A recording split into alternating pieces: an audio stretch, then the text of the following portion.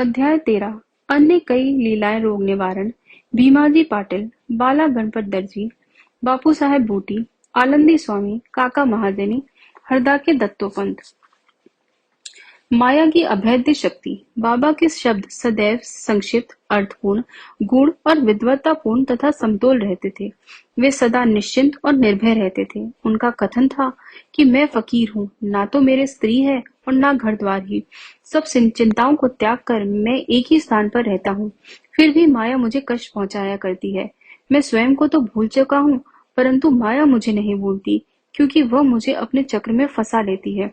श्री हरि की यह माया ब्रह्मादि को भी नहीं छोड़ती, फिर मुझ सरीखा फकीर का तो कहना ही क्या है। परंतु जो हरि की शरण लेंगे वे उनकी कृपा से माया जाल से मुक्त हो जाएंगे। इस प्रकार बाबा ने माया की शक्ति का परिचय दिया। भगवान श्री कृष्ण भागवत में उद्धव से कहते हैं कि संत मेरे जीवित स्वरूप हैं, और बाबा का भी कहना यही है कि वे भाग्यशाली जिनके समस्त पाप नष्ट होने हों, वे ही मेरी उपासना की ओर अग्रसर होते हैं। यदि तुम केवल साईं साईं का ही स्मरण करोगे तो मैं तुम्हें भवसागर से पार उतार दूंगा। इन शब्दों पर विश्वास करो, तुम्हें अवश्य लाभ होगा। मेरी पूजा के निमित्त कोई सामग्री या अष्टांग योग की भी आवश्यकता नहीं है। मैं तो भक्ति में ही निवास करता हूँ। अब आगे देखिए कि अनाश्रितों के आश्रयदाता साईं ने भक्तों के कल्याणार्थ क्या क्या दिया। भीमाजी पाटिल, सत्य साईं व्रत, नारायण गांव, तालुका जुन्नर, जिला पूना के एक महानुभव भीमाजी पाटिल को सन 1901 में वक्षस्थल में एक भयंकर रोग हुआ, जो आगे चलकर क्षय योग में परिणत हो गया। उन्होंने अनेक प्रकार की चिकित्सा की, परंतु कुछ लाभ न हुआ। अंत में हताश होकर उन्होंने भगवान से प्रार्थना की कि हे नारायण, हे प्रभु, मुझ अनाथ की कुछ सहायता करो। यह तो विदित ही है कि हम सब सुखी रहते हैं तो भगवत स्मरण नहीं करते, परंतु ज्यों ही दुर्भाग्य घेर लेता है और दुर्दिन आते हैं, तभी हमें भगवान की याद आती है। इसीलिए भीमा जी ने भी ईश्वर को पुकारा। उन्हें विचार आया कि क्यों न साईं बाबा के परम भक्त श्री नाना साहेब चंदोरकर से इस विषय में परामर्श लिया जाए, और इसी हेतु उन्होंने अपनी स्थिति पूर्ण विवरण सहित उनके पास लिख भेजी और उचित मार्गदर्शन के लिए प्रार्थना की। प्रत्युत्तर में श्री नाना साहब ने लिख दिया कि अब तो केवल एक ही उपाय शेष है, और वह है साईं बाबा के चरण कमलों की शरणागति। नाना साहब के वचनों पर विश्वास कर उन्होंने शिरडी प्रस्थान की तैयारी की। उन्हें शिरडी में लाया गया और मस्जिद में ले जाकर लिटाया गया। श्री नाना साहब और श्यामा भी इस समय वहीं उपस्थित थे। बाबा बोले कि यह पूर्व जन्म के बुरे कर्मों का ही फल है, इस कारण मैं इस झंझट में नहीं पड़ना चाहता। ये सुनकर रोगी अत्यंत निराश होकर करुणापूर्ण स्वर में बोला कि मैं बिल्कुल निसहाय हूँ और अंतिम आशा लेकर आपके श्री चरणों में आया हूँ। आपसे दया की भीख मांगता हूँ। हे दीनों के शरण, मुझ पर दया करो। इस प्रार्थना से बाबा का हृदय द्रवित हो आया और वे बोले कि अच्छा ठहरो, चिंता ना करो, तुम्हारे दुखों का अंत शीघ्र होगा। कोई कितना भी दुखित और पीड़ित क्यों ना हो, जैसे ही वो मस्जिद की सीढ़ियों पर पैर रखता है वह सुखी हो जाता है। मस्जिद का फकीर बहुत दयालु है और वह तुम्हारा रोग भी निर्मूल कर देगा। वह तो सब पर प्रेम और दया रखकर रक्षा करता है। रोगी को हर 5 मिनट पर खून की उल्टियां हुआ करती थी, परंतु बाबा के समक्ष उसे कोई उल्टी ना हुई। जिस समय से बाबा ने अपने श्रीमुख से आशा और दयापूर्ण शब्दों में उक्त उद्गार प्रकट किए, उसी समय से रोग ने भी पलटा खाया। बाबा ने रोगी को भीमाबाई के घर में ठहरने को कहा। यह स्थान इस प्रकार के रोगी को सुविधाजनक और स्वास्थ्यप्रद तो न था, फिर भी बाबा की आगे कौन टाल सकता था। वहां पर रहते हुए बाबा ने 2 स्वप्न देकर उसका रोग हरण कर लिया। एक स्वप्न में रोगी ने देखा कि वह एक विद्यार्थी है और शिक्षक के सामने कविता मुखाग्र न कर सकने के दंड स्वरूप बैतों की मार से असहनीय कष्ट भोग रहा है। दूसरे स्वप्न में उसने देखा कि कोई हृदय पर नीचे से ऊपर की ओर और ऊपर से नीचे की ओर पत्थर घुमा रहा है, जिससे उसे असहनीय पीड़ा हो रही है। स्वप्न में इस प्रकार कष्ट पाकर वह स्वस्थ हो गया और घर लौट आया। फिर वह कभी कभी शिरडी आता और साईं बाबा की दया का स्मरण कर साष्टांग प्रणाम करता था। बाबा अपने भक्तों से किसी वस्तु की आशा न रखते थे। वे तो केवल स्मरण, दृढ़ निष्ठा और भक्ति के भूखे थे। महाराष्ट्र के लोग प्रतिपक्ष या प्रतिमास सदैव सत्यनारायण का व्रत किया करते हैं, परंतु अपने गांव पहुंचने पर भीमाजी पाटिल ने सत्यनारायण व्रत के स्थान पर एक नया ही सत्य साईं व्रत प्रारंभ कर दिया। बाला गणपत दर्जी, एक दूसरे भक्त जिनका नाम बाला गणपत दर्जी था, एक समय जीर्ण ज्वर से पीड़ित हुए। उन्होंने सब प्रकार की दवाइयां और काढ़े लिए, परंतु उनसे कोई लाभ न हुआ। जब ज्वर तिलमात्र भी ना घटा, तो वे शिरडी दौड़ आए और बाबा के श्री चरणों की शरण ली। बाबा ने उन्हें विचित्र आदेश दिया कि लक्ष्मी मंदिर के पास जाकर एक काले कुत्ते को थोड़ा सा दही और चावल खिलाओ।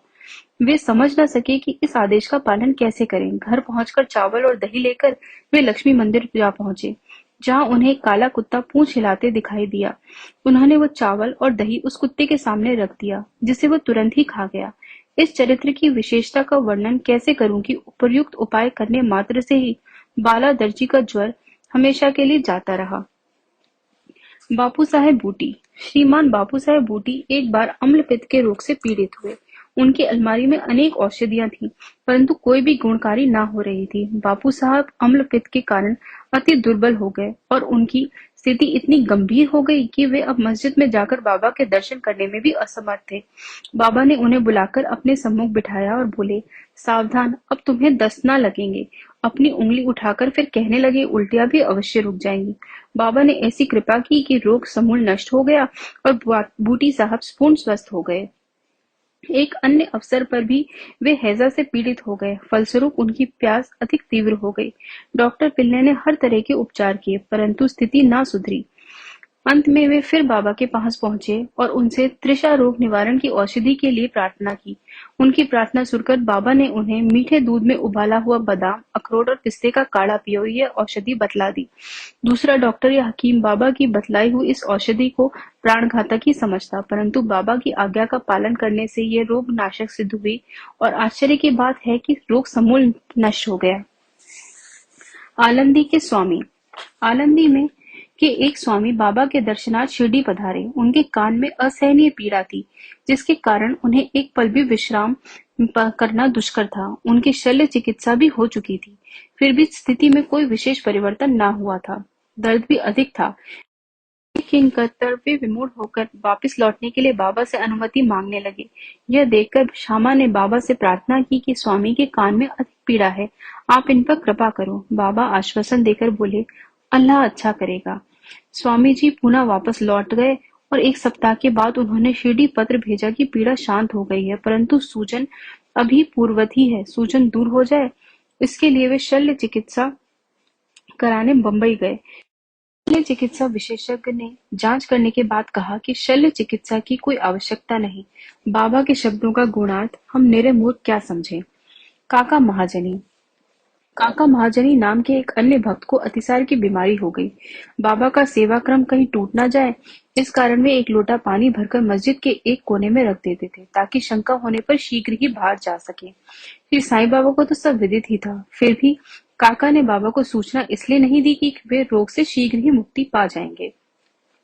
मस्जिद में फर्श बनाने की स्वीकृति बाबा से प्राप्त हो ही चुकी थी, परंतु जब कार्य प्रारंभ हुआ तो बाबा क्रोधित होकर उत्तेजित होकर चिल्लाने लगे, जिससे भगदड़ मच गई। जैसे ही काका भागने लगे, वैसे ही बाबा ने उन्हें पकड़ लिया और अपने सामने बैठा लिया। इस गड़बड़ में कोई आदमी मूंगफली की एक छोटी थैली वहां भूल गया था। बाबा ने एक मुट्ठी मूंगफली उसमें से निकाली और छील कर दाना काका को खाने के लिए दे दिए। क्रोधित होना, मूंगफली छीलना और उन्हें काका को खिलाना, ये सब कार्य एक साथ ही चलने लगा। स्वयं बाबा ने भी उसमें से कुछ मूंगफली खाई। जब थैली खाली हो गई तो बाबा ने कहा कि मुझे प्यास लगी है, जाकर थोड़ा जल ले आओ। काका एक घड़ा पानी भर लाए और दोनों ने उसमें से पानी पिया। फिर बाबा बोले कि अब तुम्हारा अतिसार रोग दूर हो गया, तुम अपने फर्श के कार्य की देखभाल कर सकते हो। थोड़े ही समय में भागे हुए लोग भी लौट आए। कार्य पुनः प्रारंभ हो गया। काका का रोग अब प्राय दूर हो चुका था, इस कारण वे कार्य में संलग्न हो गए। क्या मूंगफली अतिसार रोग की औषधि है? इसका उत्तर कौन दे? वर्तमान चिकित्सा प्रणाली के अनुसार तो मूंगफली से अतिसार में वृद्धि ही होती है, न कि मुक्ति। इस विषय में सदैव की भांति बाबा के श्री वचन ही औषधि स्वरूप थे। हरदा के दत्तोपंत।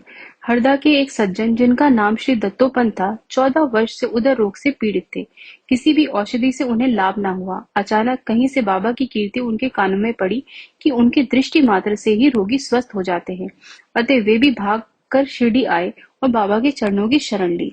बाबा ने प्रेम दृष्टि से उनकी ओर देखकर आशीर्वाद देकर अपना वरद हस्त उनके मस्तक पर रखा।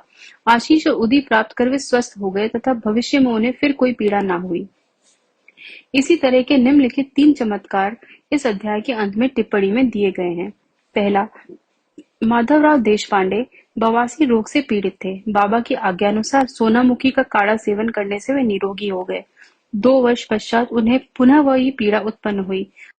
बाबा से बिना परामर्श लिए वे उसी काढ़े का सेवन करने लगे।